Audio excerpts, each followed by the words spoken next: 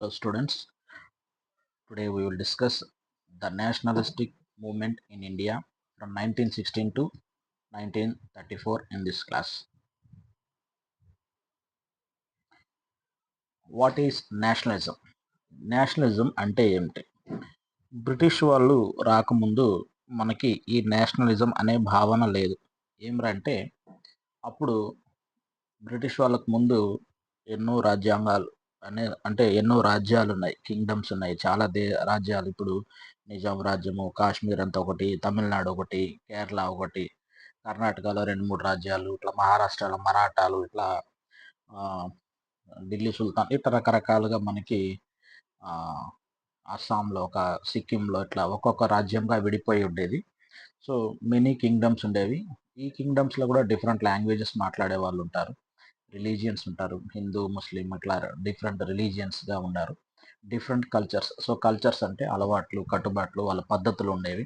So, dressing గానివ్వండి, food items గానివ్వండి, వాళ్ళ యొక్క జీవన విధానాలు, ఆచారాలన్నీ డిఫరెంట్‌గా ఉండేది. So, before British India had many kingdoms, languages, religions and cultures. ఈ peoples usual identified themselves with their local region or kingdom. So, ఇక్కడ పీపుల్ అనేవాళ్ళు ఈ రాజ్యానికి చెందిన వాళ్ళం మేము. ఈ మతానికి చెందిన వాళ్ళమని, ఈ భాషకు చెందిన వాళ్ళం అలా డివైడ్ అయ్యారు. కానీ ఎప్పుడైతే బ్రిటిష్ వాళ్ళు వచ్చారో ఆ తర్వాత ఏందంటే, ఈ నేషనలిజం అనేది అందరూ Indians, we are all Indians, మనది భారతదేశము, ఇండియన్ నేషనలిజం అనే భావన వచ్చింది. So, first what is nationalism తెలుసుకుందాం. Nationalism is the feeling of love, pride, unity and devotion towards one's country.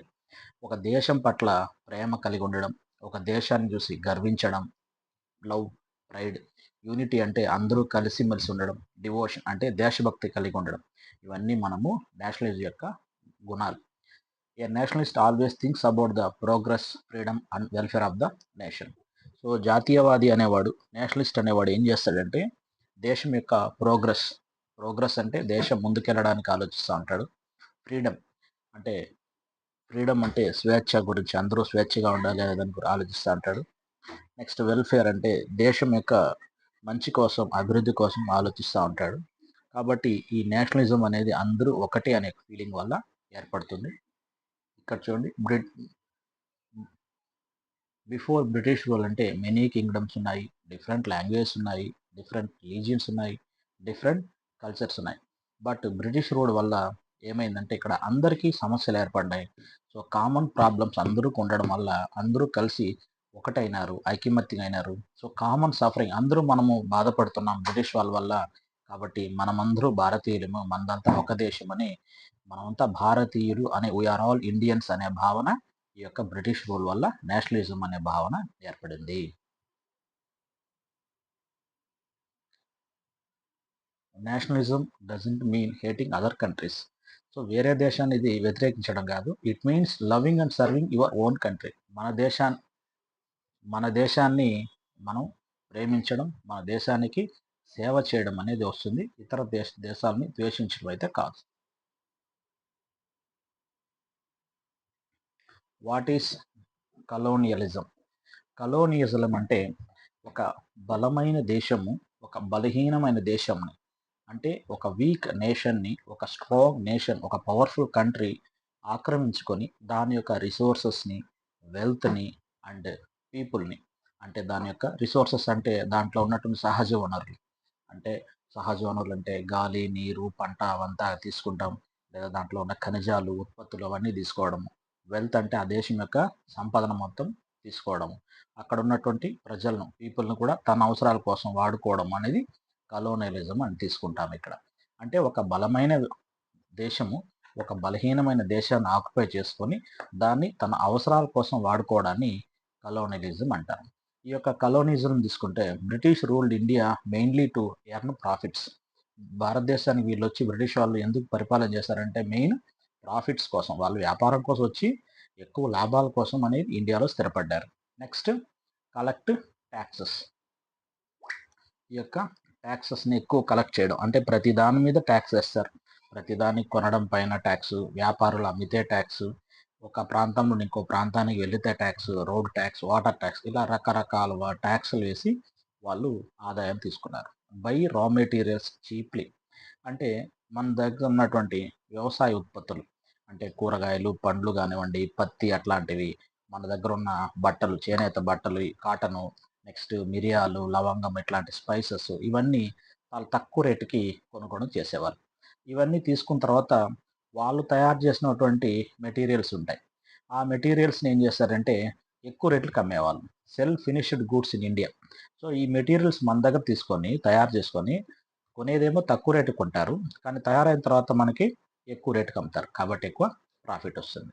Next ఒక ముఖ్య ఉద్దేశ్యం ఏందంటే strengthening the British empire. British రాజ్యాన్ని వాళ్ళు సుస్థిరం చేసుకోవడానికి, బ్రిటిష్ ఎంపైర్‌ని స్ట్రాంగ్ చేసుకోవడానికి ఈ యొక్క కలోనియలిజంని వాడారు. ఓకేనా? సో, ఈ కలోనిజం వల్ల ఏమైంది? ఇండియన్ ఇండస్ట్రీస్ చాలా డిక్లైన్ అయింది. అంటే చాలా పరిశ్రమలు క్లోజ్ అయినాయి. ఎందుకంటే వాళ్ళు ఇండియన్స్ దగ్గర టాక్సెస్ ఎక్కువేసేవాళ్ళు, తక్కువ రేటుకి కొనేవాళ్ళు. కానీ వాళ్ళు అమ్మేది మాత్రం ఎక్కువ రేటుకి అమ్మేవాళ్ళు. కాబట్టి మన భారతదేశ ఇండస్ట్రీస్ అన్నీ క్లోజ్ అయినాయి. చాలా లాభాలు తగ్గినాయి. Next farmers became poor. So, farmers అనేవాళ్ళు ఏంటంటే వాళ్ళ దగ్గర తక్కువ రేటుకి కొనేవాళ్ళు. ప్లస్ వాళ్ళపైన ఎక్కువ టాక్సెస్ వేసేవాళ్ళు. కాబట్టి ఫార్మర్స్ అందరూ చాలా పేదోళ్ళయ్యారు. Farmers became poor. Next famines increased. Famines అంటే కరువు. ఇక్కడేందంటే వర్షాలు రాకపోవడం వల్ల, వ్యవసాయం సరిగ్గా పండకపోవడం వల్ల ఈ సందర్భంలో ఫెమైన్స్ అంటే దేశంలో కరువులు ఎక్కువగా ఏర్పడినాయి. ఫుడ్ అనేది కూడా చాలా దొరకడం అనేది కష్టమైంది. Indians had very few political rights. So, no rights for Indians అంటాం. ఇక్కడ ఆహ్, రైట్స్ అధికారాలు తీసుకున్నప్పుడు ఒక ఆఫీసర్ అవ్వడానికో, లేదా చదువుకోవడానికో, లేదా తమకు కావాల్సిన ఎమ్మెల్యేలు అట్లాంటి వాళ్ళు ఎన్నుకోవడానికో అప్పుడు ఇండియన్స్‌కి అధికారం అనేది లేదు. సో, ఇవన్నీ మనకి ఈ యొక్క కలోనియలిజం యొక్క లక్షణాలన్నమాట. Okay. Next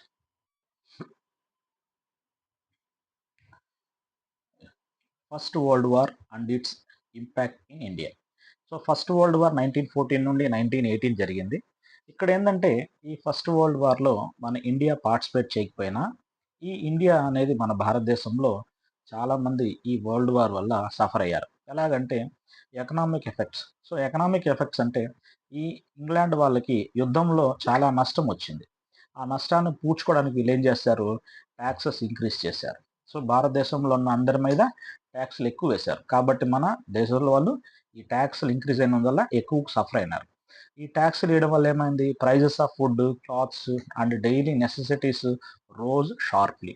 so, food, clothes ఇవన్నీ డైలీ కావాల్సినటువంటి ఈ యొక్క పాలు ఇట్లాంటివన్నిటిపైన వాటికి ఎక్కువ రేట్లనేది వచ్చింది. So, inflation made life difficult. Inflation అంటే డబ్బులు ఎక్కువున్నా గానీ, ఆ డబ్బుకి విలువ లేకుండా పోవడం అన్నమాట.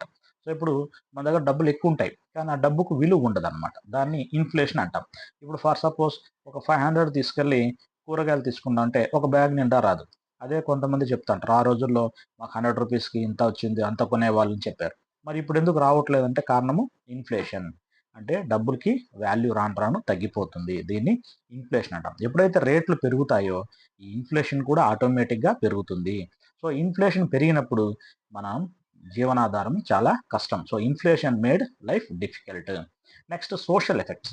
సోషల్ ఎఫెక్ట్స్ తీసుకున్నప్పుడు ఏందంటే, ఎప్పుడైతే ఇక్కడ యుద్ధంలో భారతదేశం డైరెక్ట్‌గా పాల్గొనకపోయినా బ్రిటిష్ వాళ్ళు చేశారు కాబట్టి, ఈ బ్రిటిష్ ఆర్మీ ఏం చేశారంటే, వాళ్ళలో ఇండియన్ వాళ్ళని రిక్రూట్ చేసుకున్నారు. సో, భారతీయుల్ని జీతాలిస్తాము, ఉద్యోగాలిస్తాము అని చెప్పేసి ఇండియన్స్‌ని బ్రిటిష్ సోల్జర్స్‌గా తీసుకొని వాళ్ళని యుద్ధానికి పంపించారు. సో, ఇలా యుద్ధానికి ఎళ్ళడం వల్ల సో, ఈ villages last many young men. So, చాలామంది ఆ యుద్ధంలో చనిపోయి ఇక్కడ మనకి నష్టం అనేది కలిగింది. సో, వాళ్ళ ఫ్యామిలీస్ అనేది చాలా ఇబ్బంది పడ్డారు. Their family struggled financially. Next agriculture effects. ఈ అగ్రికల్చర్ ఎఫెక్ట్స్ ఏమిటంటే క్రాప్ ఫెయిల్యూర్స్ అనేవి ఇక్కడ ఏర్పడ్డాయి. ఈ సందర్భంలో వర్షాలు తక్కువ రావడం వల్ల మనకి పంట దిగుబడి జరగలేదు. క్రాప్స్ అనేది ఈల్డ్ చాలా తక్కువగా వచ్చింది. So, farmers were unable to pay taxes. So, వాళ్ళకి పంట లాభాలు వస్తే టాక్స్‌లు కట్టేవాళ్ళు. సో, నష్టం వచ్చింది కాబట్టి ఆ టాక్స్‌లు కట్టడం అనేది ఫార్మర్స్‌కి చాలా కష్టం అనేది వచ్చింది. అదే విధంగా ఈ యొక్క యుద్ధం జరిగినప్పుడు ఏందంటే ఇన్‌ఫ్లుయెన్జా ఎపిడమిక్ అనేది అంటువ్యాధులు అనేవి ఎక్కువగా వచ్చాయన్నమాట. ఈ యుద్ధంలో ఎక్కువ మంది చనిపోవడం వల్ల, ఈ యుద్ధ కారణం వల్ల మెయిన్ ఏమిటంటే, నష్టాల్లో మనకి ముఖ్యంగా చెప్పుకుంది influenza virus. So, influenza epidemic అంటే అంటువ్యాధి ఎక్కువగా ఉండడం వల్ల చాలామంది చనిపోవడం అనేది జరిగింది. మిలియన్స్ ఆఫ్ పీపుల్ చనిపోయారు. సో, ఇవన్నీ మనకి first world war impacts on India అని మనం తెలుసుకోవచ్చు. ఓకేనా? Right. Next Mahatma Gandhi and satyagraha. Mahatma Gandhi 1915లో మనకి ఇండియాకు సౌత్ ఆఫ్రికా నుండి వచ్చారు. సో సౌత్ ఆఫ్రికాలో ఆయన జాతి వివక్ష పైన, రేషియల్ డిస్క్రిమినేషన్ పైన చాలా పోరాటాలు సక్సెస్ఫుల్గా చేసిన తర్వాత అక్కడ నుండి ఇండియాకి వచ్చారు. సో ఇండియాకి వచ్చిన తర్వాత ఆయన మొట్టమొదటగా సత్యాగ్రహ అనే పదాన్ని ఇంట్రొడ్యూస్ చేశారు. సత్య అంటే ట్రూత్, అంటే నిజం అని. ఆగ్రహ అంటే కోపం అనేది కాకుండా మనం ఇక్కడ మన యొక్క నిరసన తెలియజేయడం అనేది తీసుకోవాలి. ఓకేనా? రెసిస్టెన్స్, ఫిన్ ఇన్సిస్టెన్స్ అంటే నిరసన తెలియజేయడం. సత్యాగ్రహం అంటే నిజంతో మనము నిజాయితీగా మనము మన ఆగ్రహాన్ని వెలిబుచ్చాలి అనేది మనం తీసుకున్నాం. దీని యొక్క ముఖ్యమైనది ఏంటంటే ట్రూత్, నాన్ వైలెన్స్. సో ముఖ్యంగా కావాలంటే ట్రూత్, నాన్ వైలెన్స్. సో నిజమే చెప్పాలి, మనము అహింసను పాటించాలి అనేది ఈ యొక్క సత్యాగ్రహం యొక్క ముఖ్యమైన లక్షణాలు. ట్రూత్, నాన్ వైలెన్స్ ఈ రెండు చాలా ముఖ్యమైనవి. ఓకేనా? సో గాంధీ గారు ఏం చెప్పారంటే strength does not come from physical capacity, it comes from indomitable will. So మన బలమైన మన సంకల్పం వల్ల మనకి బలం అనేది వస్తుంది, కానీ శారీరకంగా అనేది బలం అనేది కాదు అని ఆయన ఉంది. సో ఈ యొక్క సత్యాగ్రహం యొక్క సిద్ధాంతాలు తీసుకుంటే నెవర్ యూస్ వైలెన్స్, ఎప్పుడు కానీ హింసను ఉపయోగించకూడదు. బీ ట్రూత్ఫుల్, నిజాయితీగా ఉండాలి.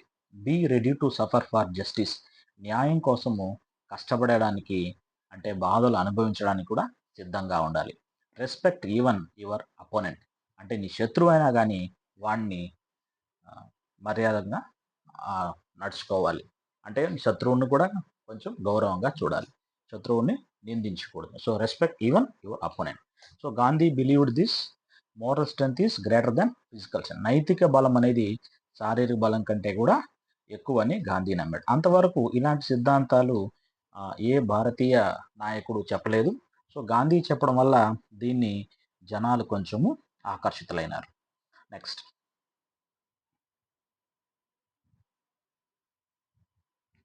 చంపారన్ సత్యాగ్రహం 1970. ఈ చంపారన్ ఏమిరంటే బీహార్లో ఉన్నటువంటి ఒక చిన్న గ్రామము. గాంధీజీకి మొదటి పరీక్ష లాంటిది, లేదా మొదటి సక్సెస్ లాంటిది కూడా చెప్పొచ్చు ఇది. ఈ చంపారణలో ఏం చేశారంటే రైతుల్ని తీన్ కతియా సిస్టమ్, అంటే తీన్ కతియా సిస్టమ్ అంటే వాళ్ళు ఉన్నటువంటి భూమిలో 3/20, అంటే 3/20%, 3/20 ఆఫ్ ల్యాండ్. ఓకేనా? దీంట్లో వాళ్ళు ఇండిగో అనే ఒక పంటని, అంటే ఇండిగో ప్లాంట్‌ని వాళ్ళు సాగు చేయాలి. అంటే మన ఏరియాలో మనం ఏం చేస్తున్నాం, ఇక్కడ చెరుకు పండిస్తా ఉంటాము, లేదా శనగకాయ పప్పులు ఇలాంటి పండిస్తా ఉంటాం, లేదా వరి పండిస్తా ఉంటాము, కాటన్ పండిస్తాం. సో నువ్వు ఏ పంట వేసినా కానీ నీ పంటలో ఉన్నటువంటి దాంట్లో, నీ పొలంలో 3/20 నువ్వు ఇండిగో పంటను ఇండిగో అనేది ఏంటంటే ఒక పువ్వులు అన్నమాట. మనకి ఇండిగో అనేది మనకి ఊదా కలర్‌లో పువ్వులు ఇస్తుంది. ఒకప్పుడు దాన్ని డైయింగ్ ఇండస్ట్రీస్‌కి ఎక్కువ వాడేవాళ్ళు. ఇప్పుడంతా మనకి డిఫరెంట్ కలర్స్ అన్నీ వచ్చేసాయి గానీ, ఆ రోజుల్లో మనకి డ్రెసెస్‌కి అట్లాంటి వాటికి పెయింట్స్, కలర్స్ వేయాలంటే మనకి ఇండిగో ప్లాంట్స్, ఆ ఫ్లవర్స్ ఎక్కువ వాడేవాళ్ళు. సో ఈ ఇండిగోకి ఆ రోజుల్లో మంచి డిమాండ్ ఉంటుంది, ఎక్కువ కాస్ట్. కాబట్టి ఈ యొక్క బ్రిటిషర్స్ ప్రతి రైతుల్ని ఏం చేసేవాళ్ళంటే ఈ యొక్క ఇండిగో ప్లాంట్స్ వాళ్ళ పొలాల్లో కంపల్సరీ, ఇష్టం ఉన్నా లేకపోయినా ఆ పొలాల్లో కంపల్సరీ పండించాలనే వాళ్ళు. దీన్ని తక్కువ రేటుకి వాళ్ళు కొనేవాళ్ళు. కాబట్టి బ్రిటిష్ వాళ్ళకి ఏం చేశారంటే మన రైతులు వాళ్ళకి ఫ్రీగా పండించి ఇవ్వాల్సి వస్తుంది. దీనివల్ల మనకి నష్టం వస్తుంది. అంటే మనకు పండే పంట తగ్గిపోతుంది. ప్లస్ వాళ్ళకి మనం ఫ్రీగా సర్వీస్ చేయాల్సి వస్తుంది. సో ఈ తీన్ కతియా సిస్టమ్‌ని మనము వ్యతిరేకిద్దామని మొట్టమొదటగా ఆ చంపారన్ అనే గ్రామంలో ఇబ్బంది పడ్డారు. సో వీళ్ళు మొదటగా ఏం చేశారంటే గాంధీ గారిని కలిశారు. సో గాంధీ కలిసి సార్ మాకు ఇంత ఇబ్బంది ఉందని చెప్పి ఆ గాంధీ గారిని రిక్వెస్ట్ చేయడం వల్ల ఈ గాంధీ ఏం చేశారు, ఫస్ట్ చంపారన్ నుంచి ఆ విలేజ్కి వచ్చి చుట్టుపక్కలంతా పరిశీలించి వాళ్ళ దగ్గర నుండి ఆధారాలను తీసుకొని, ఈ ఆధారాలను తీసుకొని ఆయన ఉద్యమం చేసి, శాంతియుతంగా ఉద్యమం చేసి ఆ లెటర్స్ అన్ని తీసుకెళ్ళి హైయర్ ఆఫీస్ సబ్మిట్ చేసి అక్కడ డిమాండ్ చేయడం వల్ల, సో ఆ తర్వాత ఏం చేశారంటే హైయర్ అఫీషియల్స్ దీన్ని వాళ్ళు తగ్గించేశారు, బ్యాన్ చేశారు. సో ఇక్కడ దీనివల్ల ఏంటంటే ఈ ఇండిగా ఫీల్డ్స్ అనేది చంపారణ్‌లో మీరు కంపల్సరీ చేయనవసరం లేదు. ఆప్షన్ చేస్తే చేయొచ్చు, లేదంటే మానేయొచ్చు అనేది వచ్చింది. సో ఈ చంపారణ్ అనేది ఫస్ట్ సత్యాగ్రహం అనేది ఇక్కడ మొదటైంది. సో సత్యాగ్రహం అనేది ఇండియాలో ఫస్ట్ ఎక్కడ మనకొచ్చిందంటే చంపారన్ సత్యాగ్రహం అనేది జరిగింది. సో చంపారన్ బీహార్లో ఉంది. ఫస్ట్ సత్యాగ్రహం ఎక్కడ జరిగింది ఉద్యమం అంటే చంపారన్ అని తీసుకుంటాం. ఇది సక్సెస్ అవ్వడంతో నెక్స్ట్ ఏం చేశారంటే మనకి ఖేడా అనే ఊరు నుండి కూడా గాంధీ దగ్గరికి వచ్చి ఈయన తీసుకున్నారు. ఈ ఖేడా అనేది ఎక్కడ ఉంటుందంటే గుజరాత్లో ఉంటుంది. సో ఇక్కడ ఖేడాలో ఏం జరిగిందంటే అక్కడ సివియర్ డ్రాట్ అనేది ఏర్పడింది అనమాట. అంటే వరుసగా 2-3 ఇయర్స్ కంటిన్యూగా కరువు ఏర్పడిన వల్ల ఈ సివియర్ డ్రాట్స్ ఏర్పడినప్పుడు వాళ్ళకి ఎక్కువగా కంటిన్యూగా 2-3 ఇయర్స్ లాభాలు రాలేదు. అయినా కానీ బ్రిటిషర్స్ ఏం చేశారు, ఫుల్ ట్యాక్స్ని డిమాండ్ చేశారు. మీకు వర్షం పడకుండా మీకు పంటలు రాకపోయినా మేమేం చేయలేము, మీరు ట్యాక్స్ కట్టాల్సిందే అని వాళ్ళు డిమాండ్ చేశారు. వాళ్ళు ఏం చేశారంటే గాంధీజీ అడ్వైస్ తీసుకున్నారు. సో ఆల్రెడీ చంపారణ్లో ఆయన సక్సెస్ అయ్యాడు కాబట్టి ఈ ఖేడా రైతులు కూడా గాంధీ దగ్గరికి వెళ్ళి తమ మొరను వినిపించారు, సపోర్ట్ చేయమని అడిగారు. సో గాంధీ కూడా ఏం చేశారు, ఫార్మర్స్ దగ్గరకు వచ్చి మీరెవరు ట్యాక్సెస్ పే చేయొద్దండి ఈ కండిషన్ ఇంప్రూవ్ అయిన వరకు, సో నేను మీకు సపోర్ట్ చేస్తాను, మనం సత్యాగ్రహం చేద్దామని గాంధీజీ గారు ట్యాక్సెస్ పే చేయనీయకుండా సత్యాగ్రహం చేశారు వాళ్ళ దగ్గర. సో మళ్ళీ బ్రిటిషర్స్ దిగొచ్చినారు. వాళ్ళు ఏం చేశారంటే ఈ ట్యాక్సెస్ అన్నిటిని రద్దు చేస్తున్నామని ప్రకటన చేశారు. సో గాంధీ గారి యొక్క సత్యాగ్రహానికి ఇదొక రెండవ విక్టరీ అనమాట. సో మనం అందరూ కలిసికట్టుగా ఉండి పీస్ఫుల్ స్ట్రగుల్ చేస్తే మనకి విక్టరీ వస్తుంది అని గాంధీ గారు ప్రూవ్ చేశారు. ఇది రెండవ విజయంగా మనం తీసుకోవచ్చు. ఓకేనా. సో దీంట్లో మనం ఏం నేర్చుకున్నామంటే unity is our strength, peaceful protects works, justice will prevail. అంటే జస్టిస్ విల్ ప్రివైల్ అంటే ఎప్పుడైనా కానీ న్యాయమే గెలుస్తుంది అనేది మనం తీసుకుంటాం. ఓకే. సో ఈ ఖేడా సత్యాగ్రహము చంపారన్ ఏం చేసింది, so proved the power of truth, unity and non violence and became an important step in India's freedom movement. So India యొక్క ఫ్రీడమ్ మూమెంట్కి అడుగులు ఈ యొక్క చంపారన్ ఖేడా సత్యాగ్రహాలతో మొదలైందని చెప్పచ్చు. నెక్స్ట్ మూడవది ఏంటంటే అహ్మదాబాద్ మిల్ స్ట్రైక్. ఈ అహ్మదాబాద్ మిల్ స్ట్రైక్ అంటే ఇక్కడ గుజరాత్ దగ్గర ఉంటుంది ఇది. సో ఇక్కడ ఈ యొక్క మిల్లులో వాళ్ళకి పనోళ్ళకి ఎక్కువ పని గంటలేసి అయినా కానీ జీతం పెంచలేదు. పని గంటలు అంటే 8 అవర్స్ పని చేయాల్సిన 10 అవర్స్ 11 అవర్స్ పని చేయించుకున్నారు. కానీ వాళ్ళు జీతాలు పెంచకుండా తక్కువ జీతాలు ఇచ్చారు. సో వాళ్ళు ఏం చేశారు, పని గంటలు పెరిగినప్పుడు మాకు జీతాలు పెంచండి అని చెప్పేసి స్ట్రైక్ చేశారు. కానీ మిల్లు ఓనర్స్ దానికి ఒప్పుకోలేదు. వాళ్ళు గాంధీజీని కలిసి మాకు పని గంటలు పెంచాయి కాబట్టి రేట్లన్నీ పెరుగుతున్నాయి కాబట్టి మాకు జీతాలు పెంచాలి, ఇవ్వడం లేదని చేశారు. సో గాంధీ నేతృత్వంలో వాళ్ళు సత్యాగ్రహం చేశారు. ఫస్ట్ ఈ యొక్క ఫ్యాక్టరీ ఓనర్స్ ఇవ్వలేదు. కానీ ఎప్పుడైతే గాంధీ గారు ఎంటర్ అయ్యారో గాంధీ గారు ఎంటర్ అయ్యి ఆయన నిరాహార దీక్ష చేశారు. నిరాహార దీక్ష చేసి మీరు ఇచ్చేంత వరకు నేను భోజనం చేయనని నిరాహార దీక్ష అందరి చేత చేయించారు. సో లాస్ట్కి ఫైనల్ వర్కర్స్కి జీతాలు పెంచుతున్నామని కంపెనీ అనేది ప్రకటన చేసింది. ఆ మిల్క్ ఓనర్స్ ప్రకటన చేశారు. కాబట్టి ఇది మూడో విజయంగా తీసుకోవచ్చు. Next Rowlatt act. So Rowlatt act 1919లో జరిగింది. ఈ రౌలట్ యాక్ట్ ఏమరా అంటే దీని యొక్క ఇంపార్టెంట్ ఏంటంటే అంతవరకు ఎవరినైనా అరెస్ట్ చేయాలంటే ఇప్పుడైనా కూడా మనం ఎవరినైనా అరెస్ట్ చేయాలంటే వాళ్ళ రీజన్ చెప్పాలి. రీజన్ చెప్పిన తర్వాత వాళ్ళ ఎఫ్ఐఆర్ వేయాలి. తర్వాత తీసుకెళ్ళి జడ్జి దగ్గర ప్రూఫ్స్ అన్ని చూపించి తర్వాత జైలుకి పంపించాలి. బట్ బ్రిటిష్ వాళ్ళు ఏం చేశారంటే ఈ యొక్క ఫ్రీడమ్ స్ట్రగల్ని ఆపేదానికోసం, ఈ ఫ్రీడమ్ స్ట్రగల్ని కంట్రోల్ చేసే దానికోసం కాబట్టి ఏం చేశారంటే ఈ నేషనల్ మూవ్మెంట్ని కంట్రోల్ చేయడానికి ఈ రౌలట్ యాక్ట్ తీసుకొచ్చారు. ఈ రౌలట్ యాక్ట్ ఏంటంటే without any reason, without any arrest warrant, any proofs ఎవరినైనా కానీ అరెస్ట్ చేయొచ్చు అనేది దీని యొక్క ముఖ్యమైన point. So according to Rowlatt act the British police can arrest any one without warrant, without any reason. Next important ఏంటంటే no trial.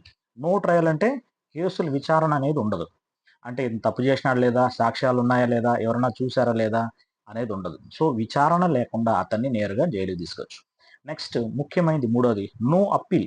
అంటే ఒక శిక్ష పడిన తర్వాత ఇప్పుడు మనకు ఒక కోర్టులో శిక్ష పడితే నెక్స్ట్ కోర్టుకి వెళ్తాం, అలాంటిది ఇక్కడ లేదు. సో ఏ కారణం లేకుండా ఎనీ ఎవిడెన్స్ లేకుండా అతన్ని కారణం చెప్పకుండా అరెస్ట్ చేయొచ్చు. అతనికి ఏది విచారణ లేకుండానే జైలుకి పంపించవచ్చు. నెక్స్ట్ దీనికి అప్పీల్ చేయడానికి కూడా లేదు. సో ఇలాంటి కఠినమైన చట్టాల వల్ల వాళ్ళు ఈ యొక్క ఫ్రీడమ్ స్ట్రగల్ని అణచాలని చూశారు. ఇది నార్మల్గానే మన ఇండియన్స్కి ఎక్కువ కోపం తెప్పించింది. కాబట్టి ఈ ఇండియన్స్ దీన్ని ఏమనాలంటే బ్లాక్ యాక్ట్ అనేవాళ్ళు. ఎందుకంటే బేసిక్ హ్యూమన్ రైట్స్ అంటే ఒక మనిషి స్వేచ్ఛగా ఉండడానికి అన్నిటిని మనం ఇది హరిస్తా ఉంది కాబట్టి దీన్ని బ్లాక్ యాక్ట్ అని అన్నాడు. ఈ రౌలట్ చట్టాన్ని ఖండిస్తూ మనం ఏం చేశారంటే గాంధీ గారు దీన్ని నేషనల్ వైడ్ హర్తాల్ అంటే స్ట్రైక్ని ఆర్గనైజ్ చేశారు. సో మొత్తం ఇండియా మొత్తం మనం స్ట్రైక్ చేద్దాము అని గాంధీ గారు ఇవ్వడం వల్ల ఏం చేశారు, సో ప్రతి చోట మన ఇండియా మొత్తం మీద అన్ని ఏం చేశారంటే మీటింగ్స్ పెట్టడము, ర్యాలీలు పెట్టడం అనేది స్టార్ట్ చేశారు. సో ఇలా ర్యాలీస్ అన్ని జరిగినప్పుడు ఏం చేస్తారంటే దేశం మొత్తం మీద ఈ యొక్క షాప్స్, మార్కెట్స్ అన్ని క్లోజ్ చేశారు. సో జనాలందరూ రోడ్ల మీదకి వచ్చి తమ నిరసన తెలియజేశారు. అందరూ కలిసి తమ నిరసన తెలియజేస్తూ మీటింగ్స్ అన్ని కండక్ట్ చేసుకుంటా ఉన్నారు. ఇలా ఫస్ట్ ఏం జరిగిందంటే 1919 ఏప్రిల్ 13 ఈ జలియన్ వాలాబాగ్ అనే చోట, సో ఆల్రెడీ ఆ ఏప్రిల్ 13 అనేది బైసాఖి అనే ఒక పండుగ రోజు కూడా. ఆ పండుగ రోజు ఏం జరిగింది అంటే జలియన్ వాలాబాగ్ ఇది పంజాబ్లో ఉన్నటువంటి ఒక ప్రాంతం. ఈ పంజాబ్లో ఉన్నటువంటి జలియన్ వాలాబాగ్ దగ్గర ఒక మీటింగ్ అనేది ఏర్పాటు చేశారు. ఈ మీటింగ్ రావడానికి కారణం ఏమిటంటే సత్యపాల్, సైఫుద్దీన్ అనే ఇద్దరు వీళ్ళు పంజాబ్ లీడర్స్. ఈ యొక్క సత్యపాల్, సైఫుద్దీన్ వీళ్ళని ఏం చేశారంటే ఈ రౌలట్ చట్టం కింద బ్రిటిష్ వాళ్ళు అరెస్ట్ చేశారు. దాన్ని నిరసన చేస్తూ వాళ్ళిద్దరిని విడుదల చేయాలని చెప్పేసి కొంతమంది అక్కడ నిరసన తెలియజేస్తూ మీటింగ్ ఒకటి కండక్ట్ చేశారు. ఈ మీటింగ్ చూసేదానికోసం వచ్చిన జనాలు, అదేవిధంగా అక్కడ పండగ కోసం మార్కెట్కి వచ్చిన జనాలు కూడా ఈ మీటింగ్ దగ్గర గుమికూడారు. ఈ గుమికూడిన తర్వాత జనరల్ డయ్యర్ అనే ఒక బ్రిటిష్ ఆఫీసర్, పోలీస్ ఆఫీసర్ ఎటువంటి వార్నింగ్ లేకుండా, వితౌట్ ఎనీ వార్నింగ్ అని లేకుండా, హెచ్చరికలు ఇవ్వకుండా సో దాన్ని అందరి మీద కాల్పుల ఆర్డర్స్ ఇచ్చాడు. సో చుట్టూ చేరిన బ్రిటిష్ సోల్జర్స్ ఏం చేశారంటే ఈ గుంపులో ఉన్న జనాన్ని, ఆ పండుగ చూడడానికి వచ్చిన వాళ్ళు లేదా పర్చేసింగ్కి వచ్చిన వాళ్ళు, ఈ కామన్ అందరినీ కలిపి షూట్ చేయడం వల్ల చాలామంది చనిపోయారు, చాలామందికి ఇంజురీస్ అనేవి జరిగినాయి. సో దీన్ని ఏమంటామంటే జలియన్ వాలాబాగ్ మాస్కర్ అంటాం. ఈ జనరల్ డయ్యర్ దీనికి ముఖ్య కారణంగా మనం తీసుకుంటాం. సో ఈ జలియన్ వాలాబాగ్ వల్ల ఏం జరిగిందంటే Indians last faith in British justice. కొంతమంది మాత్రమే ఫ్రీడమ్ స్ట్రగుల్ ఉండేది. ఈ జలియన్ వాలాబాగ్ జరిగిన తర్వాత అందరికీ ఒక కనువిప్పు లాగైంది. సో బ్రిటిష్ వాళ్ళు మనకి నష్టం చేస్తున్నారు, అమాయకులను చంపేశారు అనేది ప్రతి ఒక్కరి మనసులో ముద్రపడింది. Nationalism became much stronger. ఈ జాతీయవాద భావన, ఇండియా అనే ఫీలింగ్ అనేది ఎక్కువగా ఏర్పడింది మనసుల్లో. Many people decided that British rule must end. So Britishers మన దేశం నుండి వెళ్ళిపోవాల్సిందే, మనల్ని మనమే పరిపాలించుకుందాం అని చాలామంది డిసైడ్ చేశారు. సో జాతీయవాదం పెంపొందడానికి ఈ జలియన్ వాలాబాగ్ ఒక ముఖ్య కారణంగా మనం తీసుకోవచ్చు. Next Khilafat movement. ఈ ఖిలాఫత్ మూమెంట్ ఏమిటంటే ఫస్ట్ వరల్డ్ వార్ తర్వాత టర్కీలో ఒట్టోమన్ అనే ఒక వంశం అనేది పరిపాలన చేస్తూ ఉన్నది. ఈ ఒట్టోమన్ వంశం ఏమిటంటే ఇతను రాజుగా ఉన్నప్పుడు ఈ ఒట్టోమన్ వంశపు రాజు ఆయన ప్రపంచంలో ఉండే అందరు ముస్లిమ్స్కి హెడ్గా భావించబడాలి. ఇప్పుడు మనకి క్రిస్టియన్స్కి ఎలాగైతే పోప్ ఉంటారో అదేవిధంగా ఈ యొక్క ముస్లిమ్స్ అందరికీ టర్కీ సుల్తాన్ ఆయన ఒట్టోమన్ ఖలీఫ్ అని ఆయన ఇన్ఛార్జ్, అంటే రాజులాగా ఒక దేవుడు తర్వాత లాంటి వ్యక్తిగా పూజించబడేవాడు. ఈ యొక్క ఒట్టోమన్ ఖలీఫ్ని వీళ్ళు ఏం చేశారంటే బ్రిటిష్లో వాళ్ళు మొదటి ప్రపంచ యుద్ధం అప్పుడు ఫస్ట్ వరల్డ్ వార్లో ఓడించేశారు. సో ఫస్ట్ వరల్డ్ వార్లో ఈ యొక్క ఒట్టోమన్ ఖలీఫ్ చాలా ఓడిపోవడం వల్ల, చాలా నష్టపోయినందువల్ల అతన్ని జైల్లో వేయడానికి, అతని యొక్క అధికారాల్ని కంట్రోల్ చేయడానికి, తగ్గించడానికి బ్రిటిష్ వాళ్ళు ప్రయత్నం చేయడం జరిగింది. ఒక విధంగా చెప్పాలంటే టర్కీని కూడా వీళ్ళు ఆక్యుపై చేయడానికి ట్రై చేశారు. సో దీన్ని ఖండిస్తూ ఇండియాలో అలీ బ్రదర్స్ అనేవాళ్ళు, so Maulana Mohammad Ali, Maulana Shaukat Ali, Maulana Mohammad Ali, Maulana Shaukat Ali, so Ali brothers అంటాం. వీళ్ళిద్దరూ మొత్తం ఒక ఉద్యమాన్ని లేవనెత్తారు. ఏం ఉద్యమం అంటే ఈ యొక్క ఒట్టోమన్ ఖలీఫ్ని ఆయన అధికారం నుండి రిమూవ్ చేయకూడదు, ఆయన అధికారాలు తొలగించకూడదు, ఆయన్ని ముస్లిమ్స్ యొక్క అధికార ప్రతినిధిగా గుర్తించాలి, ఆయనకి తగిన గౌరవాన్ని ఇవ్వాలి. కాబట్టి మీరు ఆ దేశాన్ని ఆక్యుపై చేసుకోకపోయినా మాకు సంబంధం లేదు, కానీ ఆయనకు మాత్రం అధికారాన్ని ఇవ్వాలి ఆయనకి మర్యాద ఇవ్వాలి అనేది దాని ఉద్దేశంతో ఈ యొక్క ఖిలాఫత్ అంటే ఖలీఫ్ అని వచ్చింది కదా, కాబట్టి ఖిలాఫత్ ఉద్యమం అంటాం. ఈ ఖిలాఫత్ ఉద్యమాన్ని ఇండియాలో మౌలానా మొహమ్మద్ అలీ, మౌలానా షౌకత్ అలీ వీళ్ళిద్దరూ స్టార్ట్ చేశారు. వీళ్ళిద్దరికి గాంధీ గారు సపోర్ట్ చేశారు. గాంధీ గారు ఎందుకు సపోర్ట్ చేశారంటే, ముస్లిమ్స్కి మనం సపోర్ట్ చేస్తే ఈ యొక్క ఫ్రీడమ్ ఫైట్కి ముస్లిమ్స్ కూడా మనకి సపోర్ట్ చేస్తారు. కాబట్టి హిందూ ముస్లిమ్స్ మనం యూనిటీగా ఉండి మనం బ్రిటిష్ వాళ్ళని తరిమేయచ్చు అని గాంధీ గారు దీనికి ఖిలాఫత్ మూమెంట్కి తన సపోర్ట్ని తెలియజేశారు. ఈ ఖిలాఫత్ మూమెంట్ వల్ల ఏమైందంటే కాంగ్రెస్లో ఉన్నటువంటి కాంగ్రెస్ అంటే అప్పుడు ఒక పార్టీ. సో ఆ కాంగ్రెస్ పార్టీ కానీ అప్పుడున్న జనాల మధ్య హిందూ ముస్లిమ్స్ ఒక యూనిటీకి ఈ యొక్క ఖిలాఫత్ మూమెంట్ అనేది యూస్ అయింది చెప్పొచ్చు. Next non cooperation moment. ఈ నాన్ కోఆపరేషన్ మూమెంట్ గాంధీ గారు స్టార్ట్ చేశారు. నాన్ కోఆపరేషన్ మూమెంట్ ఏంటంటే, మనం బ్రిటిష్ వాళ్ళని రిక్వెస్ట్ చేయడం వల్ల కాదు, మనము నిరాహార దీక్ష చేసి మనం ఇలాంటి చేస్తే వాళ్ళు చేయరు.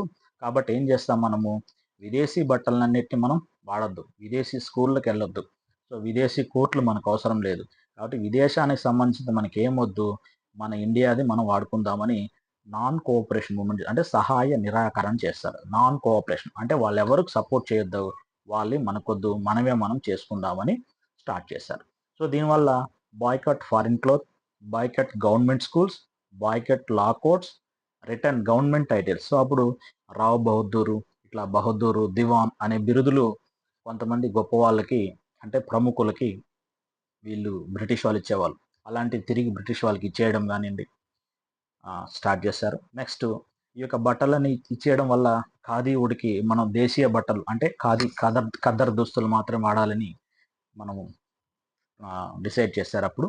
నెక్స్ట్ గవర్నమెంట్ స్కూల్స్ బ్రిటిష్ అంటే ఉన్నటువంటి గవర్నమెంట్ స్కూల్ బాయ్కాట్ చేసి ఇండియన్ గవర్నమెంట్ స్కూల్స్ అంటే ఇప్పుడు మన రవీంద్రనాథ్ ఠాగూర్ గారి శాంతినికేతనం లాంటి స్కూల్స్ అనేవి ఏర్పడ్డాయి.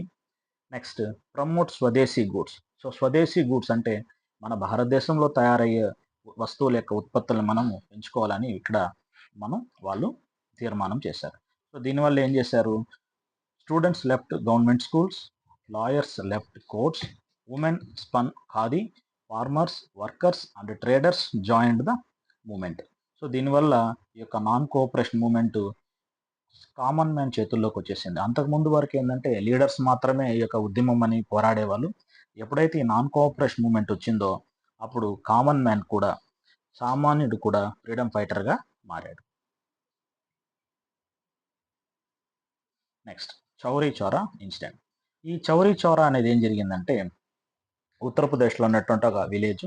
ఇక్కడ పీస్ఫుల్ ప్రొటెస్ట్ జరుగుతూ ఉంటే ఒక పోలీస్ యొక్క లాఠీ చార్జ్ చేయడం వల్ల అది కొంచెం తీవ్ర రూపం చేసి ఆ యొక్క పోలీస్ స్టేషన్ని వాళ్ళు నిప్పు పెట్టడం వరకు వచ్చింది. సో దీంట్లో ఏంటంటే ఈ యొక్క పోలీస్ మ్యాన్ కొంతమంది చనిపోవడం జరిగింది. సో దీన్ని ఖండిస్తూ గాంధీ గారు ఇది అహింస దాటి వెళ్ళిపోయింది, హింస తావులేదు మనకి, కాబట్టి ఈ యొక్క నాన్ కోఆపరేషన్ మూమెంట్ని నేను విత్డ్రా చేసుకుంటున్నాను అనేసి ఫిబ్రవరి 1922లో నాన్ కోఆపరేషన్ మూమెంట్ని గాంధీ గారు విత్డ్రా చేసుకున్నారు. కానీ ఇది విత్డ్రా చేసుకున్నా కానీ ఈ యొక్క నాన్ కోఆపరేషన్ మూమెంట్ ఎందుకు ఇంపార్టెంట్ అంటే, it showed how anger and violence can destroy a peaceful movement. So ఇది ఒక గొప్ప ఉద్యమం, కానీ చిన్న కోపం అనే ఒక ఇది ఏమవుతుందంటే ఒక అగ్గిపుల్ల పెద్ద అడవిని కాల్చేసినట్టు చిన్న కోపం, ఒక హింస అనేది ఎంత పెద్ద ఉద్యమాన్ని నీరుగార్చేస్తుంది, వెనకడుగు వేలా చేస్తుంది అనే దానికి ఇది పెద్ద ఎగ్జాంపుల్ నిలిచింది. Gandhiji felt that India was not at ready for a movement based on complete non violence. అంటే పూర్తిగా అహింస ద్వారా మనము పోరాటానికి భారతీయులు ఎవరు ఇంకా సిద్ధం కాలేదు, ఇంకా మెచ్యూర్ అవ్వాలి అంటే భారతదేశానికి ఆ పరిపక్వత రాలేదు అని ఆయన ఫీల్ అయ్యారు. ఈ believed that freedom must be achieved through peaceful and moral means only. So peaceful moral means అంటే శాంతియుతంగా నైతిక విలువల ఆధారంగా మాత్రం మనకి స్వతంత్రం రావాలి అని గాంధీజీ కోరుకున్నారు. ఎప్పుడైతే ఈ యొక్క చౌరీ చౌరం జరిగిందో ఇలాంటివి మళ్ళీ జరుగుతాయనే ఉద్దేశంతో దీన్ని ఆయన స్టాప్ చేసేశారు.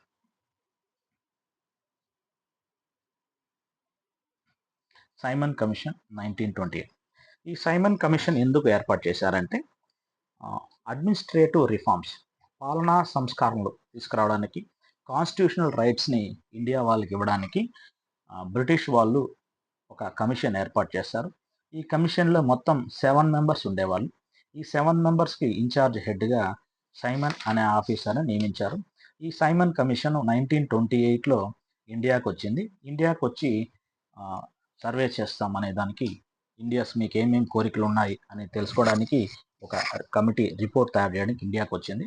కాకపోతే ఈ వచ్చిన కమిషన్‌లో 7 మంది బ్రిటిష్ ఆఫీసర్సే ఉండడం వల్ల ఇండియా వాళ్ళకి ఎస్పెషల్లీ మన నాయకులకి, లీడర్స్‌కి ఎవరికీ దీంట్లో మెంబర్‌షిప్ ఇవ్వకపోవడం వల్ల ఇండియాలో ఉన్నటువంటి లీడర్స్ అందరూ దీన్ని బాయ్‌కాట్ చేశారు. ఎందుకు బాయ్‌కాట్ చేశారంటే, ఇప్పుడు ఇండియా వాళ్ళని మీరెవరు దీంట్లో కమిటీలో తీసుకోనప్పుడు ఇండియన్స్‌కి మీరు న్యాయం చేస్తారు, ఇండియా వాళ్ళకి రైట్స్ ఇస్తారని మేమెలా నమ్మేది అని మనం లీడర్స్ క్వెషన్ చేశారు. So, Indians should decide Indians future.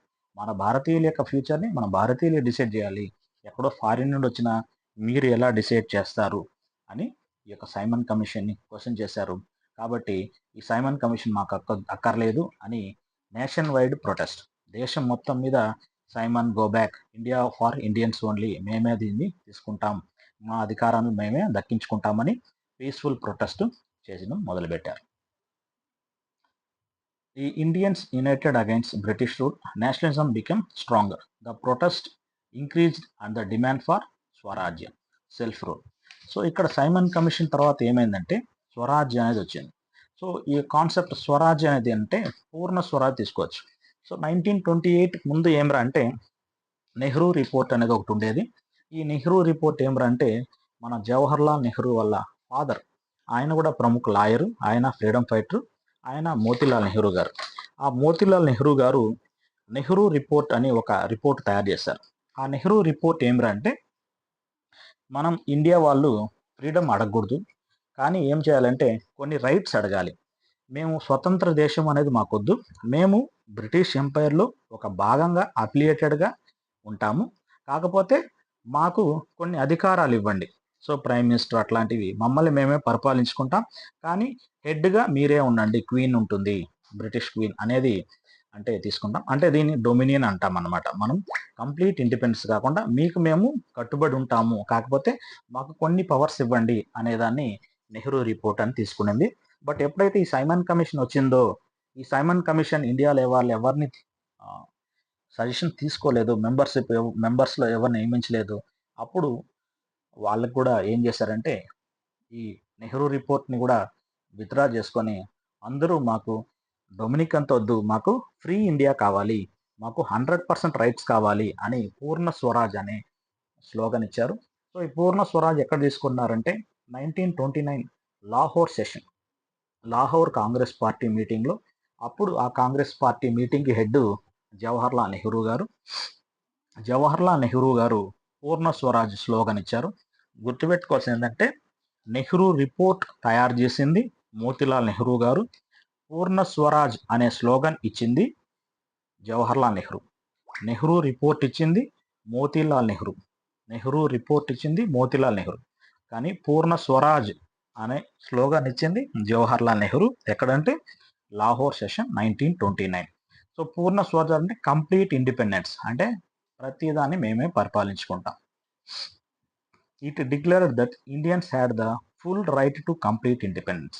It gave a new direction and strength of the freedom movement. So ఈ యొక్క పూర్ణ స్వరాజ్ అనేది January 26 మనకి ఇండిపెండెన్స్ డేగా సెలబ్రేట్ చేసుకుందామని డిసైడ్ చేశారు. అందుకే మనం ఏం చేసామంటే ఇండియన్ కాన్స్టిట్యూషన్ మనకి ఫ్రీడమ్ వచ్చిన తర్వాత నవంబర్లో కంప్లీట్ అయినా కూడా, నవంబర్ 1949లో కంప్లీట్ అయినా కానీ మనకి January 26, 1950 నుండి ఇంప్లిమెంట్ చేయడం అనేది జరిగింది. సో అది మనం అక్కడ సివిక్స్లో చూడొచ్చు. సో January 26 మనం ఇక్కడ తీసుకున్నాం కాబట్టి కాన్స్టిట్యూషన్ మనకి 1950 January 26 నుండి ఇంప్లిమెంట్ అయ్యేలాగా మనం డేట్ పెట్టుకున్నాం. ఎందుకంటే మనకి ఈ యొక్క పూర్ణ స్వరాజ్ కూడా ఆ రోజు January 26, 1930 రోజు మనము అనౌన్స్ చేసుకున్నాం కాబట్టి.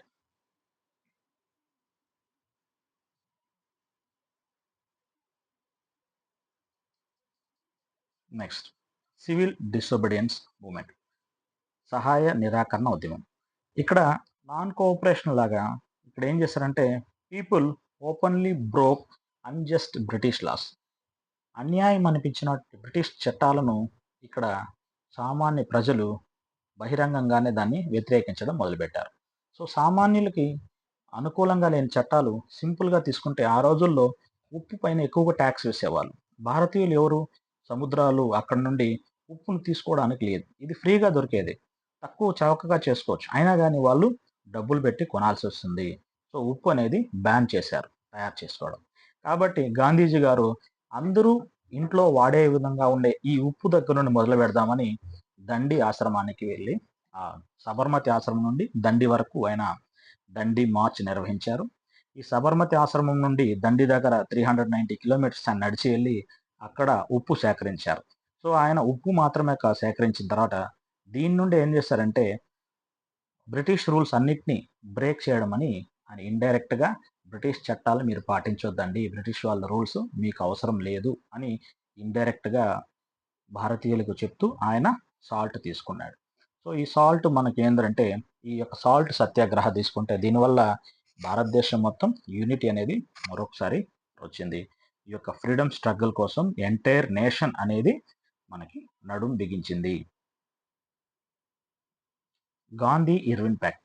ఈ యొక్క నాన్ కోఆపరేషన్ మూమెంట్ ఎక్కువగా రావడం వల్ల ఏం జరిగిందంటే సివిల్ డిసోబిడియన్స్ ఇట్లాంటివి ఎక్కువ జరగడం వల్ల జనాల మధ్య ఫ్రీడమ్ స్ట్రగుల్ అనేది చాలా ఎక్కువైంది. ఈ 10 ఇయర్స్లో ఫ్రీడమ్ స్ట్రగుల్ అనే భావన భారతీయుల్లో ఎక్కువైపోయింది.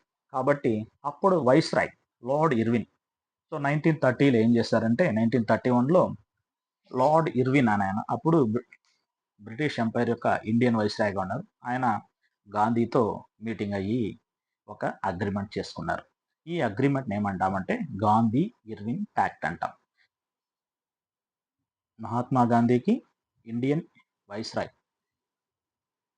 వైస్రాయ్ ఇర్విన్కి మధ్య ఒక ఒప్పందంని గాంధీ ఇర్విన్ ప్యాక్ట్ అంటాం. ఈ ఒప్పందం వల్ల ఏం చేస్తుందంటే బ్రిటిషర్స్ అక్రమంగా నిర్బంధించిన జైల్లో ఉంచిన మన ఫ్రీడమ్ ఫైటర్స్ని అందరినీ రిలీజ్ చేస్తారు. నెక్స్ట్ ఈ యొక్క సాల్ట్ను మనం ఎవరు కావాలన్నా తీసుకోవచ్చు, దీనిపైన ట్యాక్స్ లేదు, అలో పీస్ఫుల్ మ్యానుఫ్యాక్చర్ ఆఫ్ సాల్ట్, కాబట్టి సాల్ట్కి ట్యాక్స్ అనేది రిమూవ్ చేసేస్తారు. Withdraw many restrictions on peaceful protects, నిరసనలు తెలియజేయడానికి అప్పటికున్నటువంటి రిస్ట్రిక్షన్స్ అంటే కండిషన్స్ అట్లాంటి వాటిని అన్నింటిని తొలగించారు.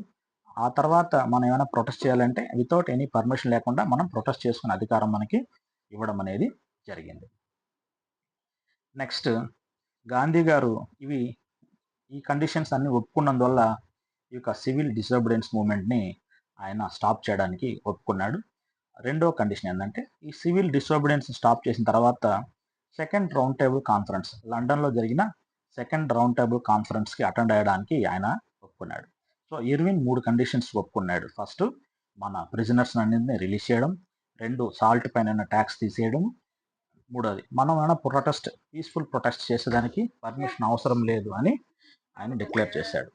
గాంధీ గారు 2 కండిషన్స్కి అగ్రి అయ్యారు. ఫస్ట్ వన్ వచ్చి సివిల్ డిసోబిడియన్స్ని బ్రేక్ చేయడం, స్టాప్ చేయడము, రెండవది రౌండ్ టేబుల్ కాన్ఫరెన్స్కి అటెండ్ అవ్వడం అనేది ఆయన యాక్సెప్ట్ చేశారు.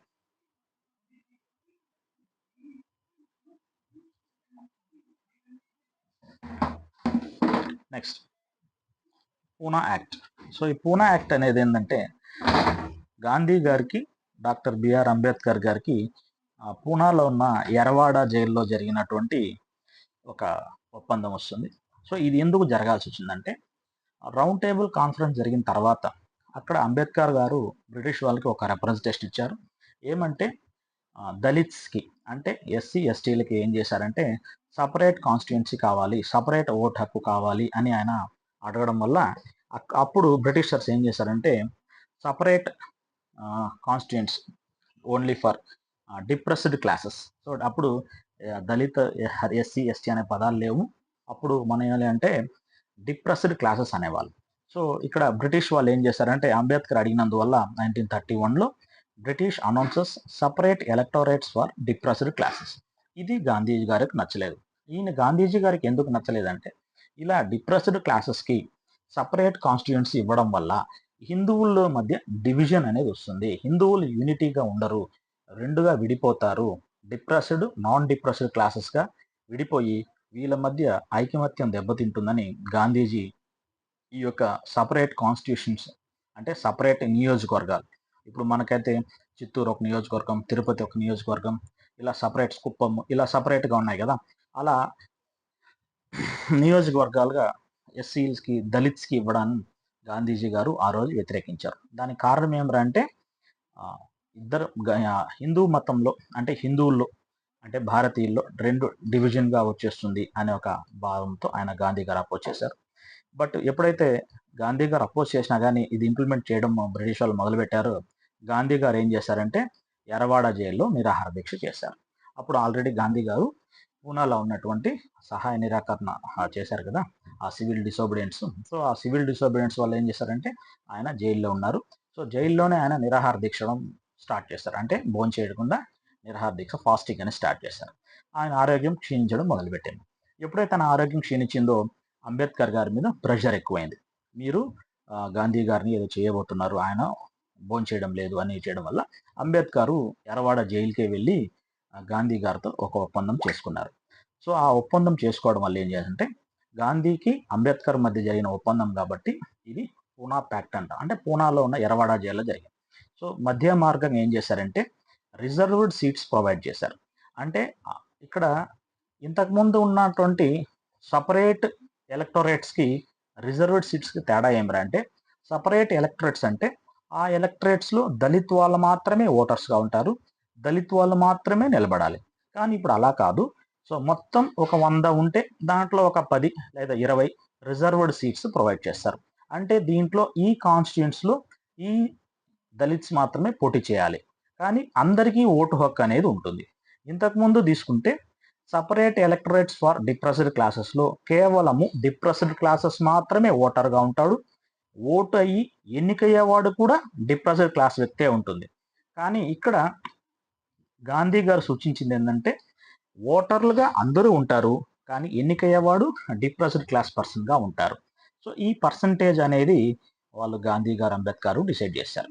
సో సపరేట్ ఎలక్టరేట్స్ అనేవి విత్డ్రా అయింది.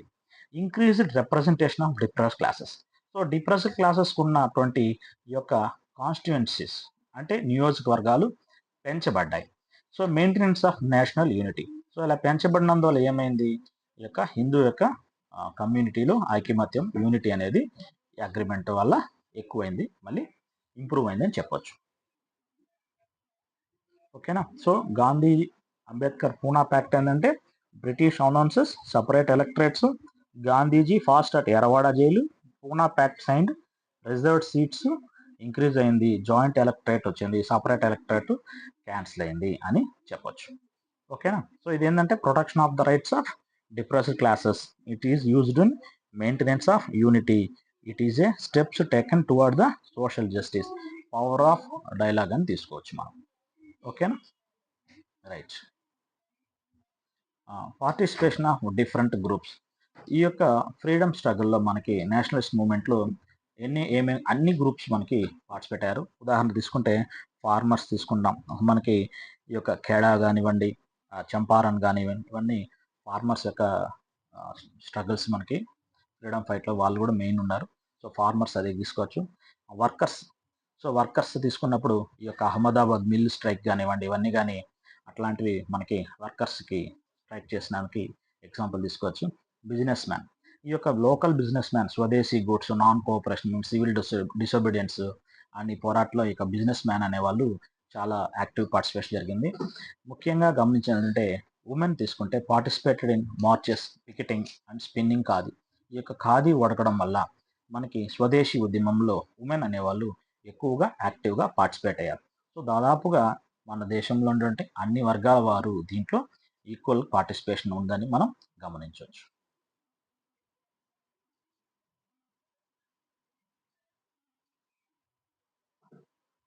Symbols of nationalism. ఈ యొక్క నేషనలిస్ట్ మూమెంట్ వల్ల కొన్ని సింబల్స్ అనేవి ఆటోమేటిక్గా ఏర్పడినాయి. సో ఫస్ట్ వన్ ఏమిరా అంటే భారత్ మాత. సో అంతకుముందు వరకు ఈ యొక్క భారత్ మాత అనే కాన్సెప్ట్ లేదు. సో మనం రాష్ట్రాలుగా, ప్రాంతాలుగా, భాషా ప్రాతిపదికగా, మతాల వారిగా విడిపోయినాం. కానీ ఈ యొక్క నేషనల్ మూమెంట్ రావడం వల్ల ఏమైందంటే మనమందరూ ఒక దేశం వాళ్ళు. సో, భారత మాత అనే ఒక కాన్సెప్ట్ దేశం అనేది సో, భారత మాత అంటే మన దేశం అనే ఒక ఫీలింగ్ ఏర్పడింది. సో, దేశానికి ఒక ఫ్లాగ్, నేషనల్ ఫ్లాగ్ అనేది ఇంకొక గౌరవం ఏర్పడింది. దాన్ని రూపుదిద్దుకున్నాం. Next patriotic songs. So, patriotic song అంటే 'సారా జహాं సే అచ్చా', 'జనగణమన', 'వందే మాతరం' ఇలాంటి ఒక పేట్రియాటిక్ సాంగ్స్ అన్నిటికి ఒక గుర్తింపు అనేది రావడం జరిగింది. ఫోక్ స్టోరీస్ 'ఛత్రపతి శివాజీ' గురించి గానివ్వండి, లేదంటే మన వీరుల గురించి, వాళ్ళు తీసిన బలిదానాల గురించి, వాళ్ళ దేశానికి ఎలా సేవ చేశారు అనేదాన్ని ఈ యొక్క బుర్ర కథలు, హరికథలు అలా చెప్పడం, లేదా గేయాల రూపంలో జనాలకి చేరువ చేయడం వల్ల ఈ ఫోక్ స్టోరీస్ లాంటివి ఎక్కువగా ప్రజలకు చేరువ చేయడానికి ఈ యొక్క స్వాతంత్రోద్యమాన్ని ప్రజల్లోకి తీసుకెళ్ళడానికి ఈ యొక్క ఫోక్ స్టోరీస్ చాలా యూస్ అయినాయి. నెక్స్ట్ నేషనల్ హీరోస్ ఈ యొక్క ఝాన్సీ లక్ష్మీబాయి, భగత్ సింగ్, సుభాష్ చంద్రబోసు, గాంధీ గారు ఇట్లాంటి లాలా లజపత్ రాయ్, బాలగంగాధర్ తిలక్ ఇట్లాంటి నేషనల్ హీరోస్ ఈ లీడర్స్ ఏం చేశారంటే ఎక్కువ సాక్రిఫైస్ చేసి, ఎక్కువ పోరాటాలు చేసి ఈ యొక్క ఉద్యమాన్ని ముందుకు తీసుకెళ్లారు.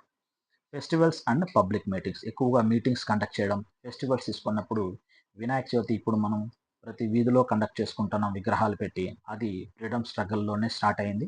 సో, ఇలా వినాయక చవితి కండక్ట్ చేయడం వల్ల అన్ని మతాల వారు, అన్ని కులాల వారు కలిసి ఒక వీధిలో, ఒక గ్రామంలో యూనిటీ దీన్ని జరుపుకుంటారు. సో, యూనిటీ పెరగడానికి కోసమే ఈ వినాయక చవితి ఫెస్టివల్స్ అనేది ఫస్ట్ స్టార్ట్ చేయడం జరిగింది. కాబట్టి ఇలాంటి ఫెస్టివల్స్ ఆహ్, పబ్లిక్ మీటింగ్స్ వల్ల ఈ యొక్క నేషనలిజం అనే భావన అనేది ఎక్కువైంది. మనం ఇవన్నీ తీసుకోవచ్చు. So, these symbols created a sense of unity among Indians. One Indian, one nation, one people, one dream అనే భావన ఈ యొక్క నేషనల్ సింబల్స్ అనేవి స్ప్రెడ్ చేశాయి. Why did the national movement succeed? ఈ నేషనల్ మూవ్‌మెంట్ ఎందుకు సక్సెస్ అయింది? సో, అంతకుముందు 100 సంవత్సరాలు చేసినా గానీ, ఈ లాస్ట్ 30, 40 ఇయర్స్ ఎందుకు సక్సెస్ అయిందంటే, గాంధీజీస్ ఇన్‌స్పైరింగ్ లీడర్‌షిప్ ఒకటి. రెండోది యూనిటీ అమాంగ్ డిఫరెంట్ గ్రూప్స్. అన్ని మతాలు, అన్ని గ్రూప్స్ వాళ్ళు ఐకమత్యంగా ఉన్నారు. పీస్‌ఫుల్ మాస్ మూవ్‌మెంట్ శాంతి, అహింసగా మనం మన యొక్క నిరసన తెలియజేశాం. నెక్స్ట్ ముఖ్యమైనది news papers spreading ideas. So, print media ఆ కాలంలో పేపర్లు ఎక్కువ ఉండేవి. ఈ యొక్క పేపర్ల ద్వారా, రచనల ద్వారా, కవితల ద్వారా న్యూస్ మీడియాలో మనం ఈ యొక్క స్ప్రెడ్ చేయడం వల్ల మనకి ఈ యొక్క నేషనల్ మూవ్‌మెంట్ సక్సెస్ అని చెప్పొచ్చు. Next education creating awareness already చెప్పాం. ఈ యొక్క శాంతినికేతన్ లాంటి, రవీంద్రనాథ్ ఠాగూర్ లాంటి శాంతినికేతన్ లాంటి లోకల్ యూనివర్సిటీస్ అంటే మన భారతీయుల చేత ఏర్పాటు చేయనటువంటి విద్యా వ్యవస్థ వల్ల మనకి అవేర్‌నెస్ అనేది ప్రజల్లో క్రియేట్ చేయడం జరిగింది. British economic exploit. So, British వాళ్ళు ఎక్కువగా దోపిడీ విధానాలు అవలంబించడం వల్ల మన భారతీయ సంపదనన్ని కొల్లగొట్టడం అనేది జనాలకి బాగా అర్థమవ్వడం వల్ల ఈ యొక్క నేషనల్ మూవ్‌మెంట్ అనేది సక్సెస్ అయింది. So, freedom is our birth right. So, freedom అనేది మన జన్మ హక్కు. కాబట్టి మనం దీన్ని ఖచ్చితంగా సాధించాలి అనేది ప్రతి ఒక్కరికి ఒక అవేర్‌నెస్ కలిగించడంలో నేషనల్ లీడర్స్ సక్సెస్ అయ్యారు. సో, ఈ కారణాల వల్ల మనకి నేషనల్ మూవ్‌మెంట్ సక్సెస్ అయిందని చెప్పొచ్చు. ఓకే. Thank you.